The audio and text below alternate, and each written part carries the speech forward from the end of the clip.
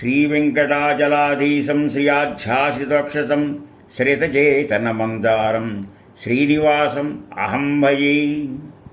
అద్భుత తేజపుంజం కలౌ వెంకటనాయక అని కలియుగంలో మనుషులు ధరించాలంటే స్వయంభూ అవతారం. ఆయన అర్చనామూర్తి.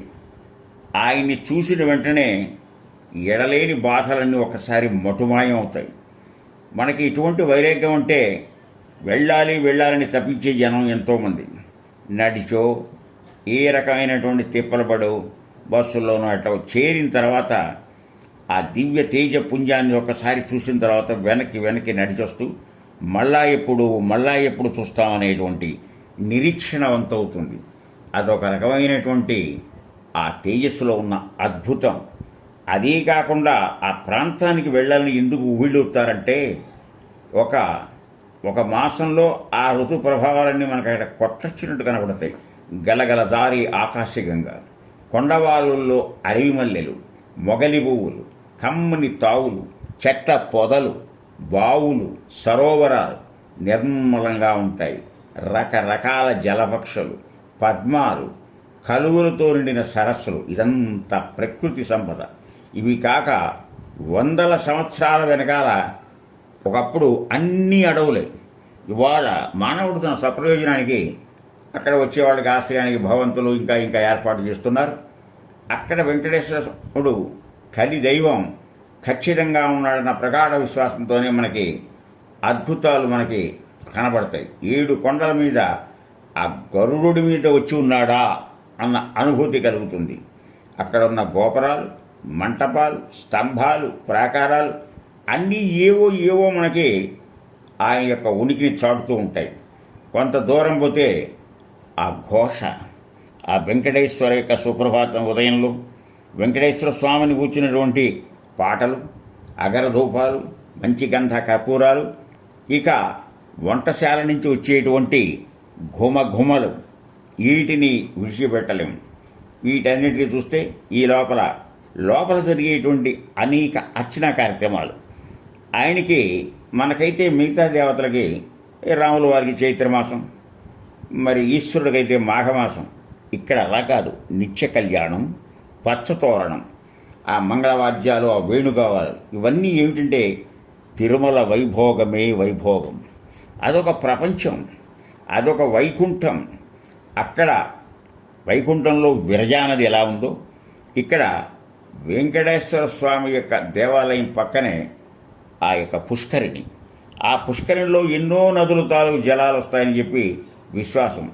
అందులో చక్కగా స్నానం చేసి పునీతులై అంతకుముందు తలనీలాలు సమర్పించి మా తలకు సంబంధించినటువంటి అహంకారాన్ని నీ పాదాల వద్ద పెడుతున్నాం అనేటువంటి భాషగా చేసి ఆ పక్కనే ఈ వెంకటేశ్వర స్వామి యొక్క స్థలదాత ఎవరైతే ఉన్నారో ఆ వరాహచల స్వామిని దర్శనం చేసుకుని మనం మర్చిపోతాం. ఇంకొంచెం ముందుకు వెడితే బేడి ఆంజనేయ స్వామి. ఈ బేడి ఆంజనేయ స్వామి కూడా అప్పుడు ఇప్పుడు దాసుడై అదే గర్భాలయంలో గరుత్మంతుడు. కింద తిరుపతిలో ఆలోచిస్తే ఆయన అన్నగారైన గోవిందరాయ స్వామి ఆ వివాహానికి ఆయన ఒక కొలిచే కొలమానం అది తల కింద పెట్టుకుని పడుకుంటాడు. అంటే కొలిచి ఆయన అలసిపోయాడనే గుర్తుగా అక్కడ కొన్ని దేవాలయాలు. ఇకపోతే తిరుచానూరు అమ్మవారు పద్మావతి దేవి, లక్ష్మీదేవి, ఆవిడ యొక్క ఆలయం, ఇంకా కొన్ని కళ్యాణ వెంకటేశ్వర స్వామి శివాలయాలు, ఈ మధ్యలో జలపాతాలు, ఆకాశగంగా, పాప వినాశనం, ఇవన్నీ ఒక్కొక్కటి చూస్తుంటే మనకి విడిచిపెట్టి వెళ్ళలేని స్థితి ఏర్పడుతుంది. దానికి కారణం ఆలోచిస్తే నిశితంగా అసలు పర్వతాలకు అధిపతి కూడా విష్ణువే అని శృతి చెప్పింది. పరమ వైష్ణవ క్షేత్రాలు కనుక గమనిస్తే అన్ని కొండల మీదే ఉంటాయి. యజ్ఞ వరాహ రూపంలో భూమిని ఉద్ధరించిన మహావిష్ణువు చెప్పాడు. భూదేవి ప్రార్థించింది, కలిలో పాపం పెరిగిపోతోంది. ఆ ప్రార్థనకి విన్నటువంటి వాడు ఈయుడితో పాటు బ్రహ్మదేవుడు కూడా ప్రార్థించాడు. ఆ కొండపై వచ్చి నివాసం ఏర్పాటు చేసుకున్నాడు. కనుక ఒక పాటలో చెప్తారు, 2 ప్రేమల మధ్య బండవై నిలిచామంటారు. మరి వడ్డీ కాసులు వాడు కదా, ఎందుకు ఈ డబ్బంటే ఆయన వివాహానికి కుబేరుడి దగ్గర అప్పు చేసి ఆ అప్పుకు ఒక పత్రం రాశాడు, కలియుగాంతం లోపల తీరుస్తానన్నాడు.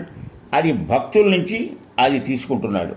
అందుకే భగవద్గీత సంబంధించిన విషయం కూడా మనకు కనపడుతుంది. రేపు లేని నీకు ఆశ ఎందుకు అంటారు. రేపు లేనివాడెవడు?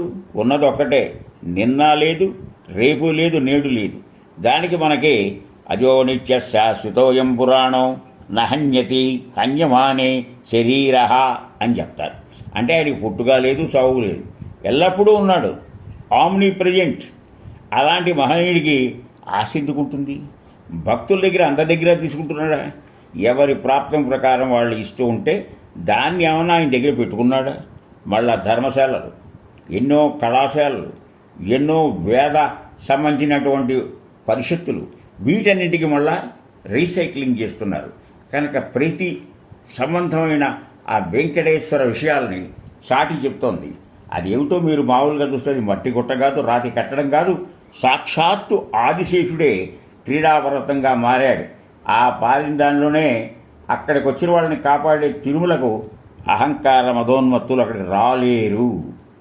అంటే ఆయన యొక్క అనుగ్రహం లేతే మనం ప్రవేశించలేము. అసలు వెళ్ళాలన్న బుద్ధి కూడా పట్టదు. భక్తులు కూడా ఒక్కొక్క పర్వతానికి ఒక్కొక్క కథ. శేషాచల, గరుడాచల, నారాయణాచల, వృషభాచల, వృషాచల, అంజనాచలాల మధ్య ఉన్న శ్రీహరి నివాసం జగత్ సౌందర్యాన్ని దర్శిస్తారు. దాని పేరే ఆనంద నిలయం. ఈ ఆనంద నిలయంలోకి వెడితే మూల విరాట్ వెంకటాచలపతి రూపంలో మనకి సాక్షాత్కరిస్తాడు. ఆయన ఎవరు? 14 లోకాలని తన దగ్గర తెచ్చుకున్న పరమాద్భుత ఆనంద నిలయం. ఎప్పుడో కలియుగం, ఇప్పుడు ప్రథమ పాదం వచ్చి కూడా కొన్ని వేల సంవత్సరాలైంది. ఈనాటి వరకు ఎన్ని యుగాలైనా ఆ క్షేత్రంలో ప్రత్యక్ష విష్ణువుగా మనం ఉపాసిస్తున్నామంటే కారణం ఈ ఆనంద నిలయమే. అదే అద్భుత తేజోపుంజం. కనుక మనం ఒక్కసారి ఆయన్ని గోవిందా అంటే చాలు, ఆయన ఎంతగానో అనుగ్రహించినటువంటి సన్నివేశాలు, సంఘటనలు కోకొల్లలు. అందుకనే అద్భుత తేజపుంజం కలవు వెంకటనాయ అన్న వెంకటేశ్వర స్వామి కళ్యాణాద్భుతగాత్రాయ కామితార్థప్రదాయనే శ్రీ వెంకటాచల నివాసాయ శ్రీనివాసాయ మంగళం.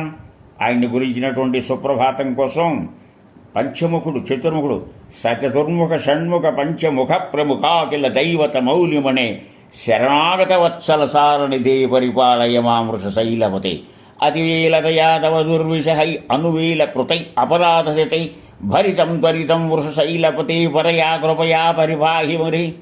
కనుక ఇన్ని రకాలుగా వాళ్ళు ఎదురు చూస్తూ ఉంటారు. అక్కడ పక్షులు, చెట్లు, ఆకులు అన్నీ దైవ సంబంధమే. ఆ సంబంధంతో మసులుతూ వదిలిపెట్టలేక మళ్ళా ఎప్పుడు వస్తామని ఎదురుతేందులు చూసేటువంటి ఆకర్షణ కలిగినటువంటి కలి వైకుంఠం తిరుమల అని మనం ఎంతగానో చెప్పుకోవచ్చు.